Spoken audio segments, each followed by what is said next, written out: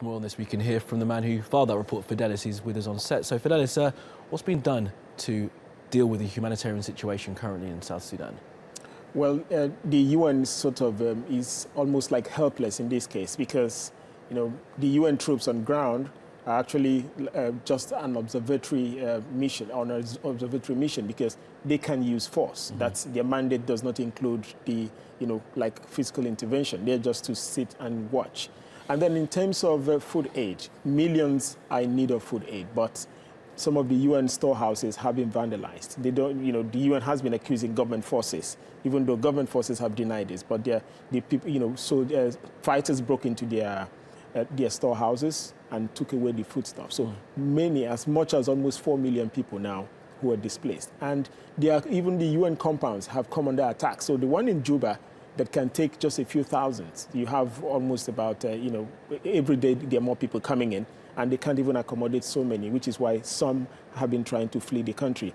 About 70,000 now reportedly have fled to Uganda, some to DR Congo, some to Ethiopia, some to Tanzania. This is just since July, because thousands others have fled since 2013, and millions have been displaced by this fighting. So it's really a very delicate situation. People who actually need food to even survive, apart from, running away from fighters. You run away from fighters, you can't even get food to eat. So people are starving to death.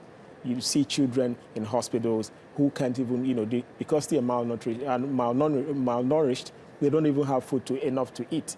And even their parents. So it's really a very dire situation. Absolutely. And we heard in your report there, Salva Kiir saying he's not going to allow one soldier in. Now, is he welcoming humanitarian aid, though? Would he welcome like an uplift in the amount of UN foodstuffs that are coming into the country to help those people in the camps? Well, it's not a case of whether he welcomes the the humanitarian effort, but then it's a case of the fighters allowing the UN access to these areas, because even if these UN officials are in town, some of them have been killed, some of them have been raped, So even if they are around, they don't even have the security to be able to distribute this. And then people are also running away from these places. And Juba, which is the capital city, is not even enough, doesn't even have the capacity in terms of humanitarian assistance to be able to take care of those who have fled to the capital. And just quickly then, so what's going to be done to restore these peace talks? Where is Riek Machar, and can the two sides come back together?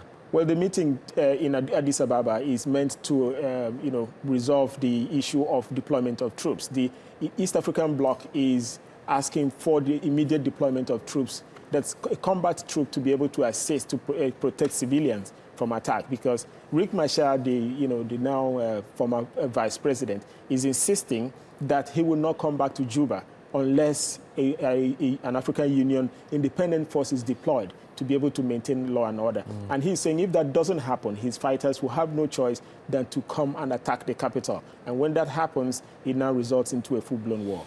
Right. Well, difficult times ahead. Fidelis, for now, thank you.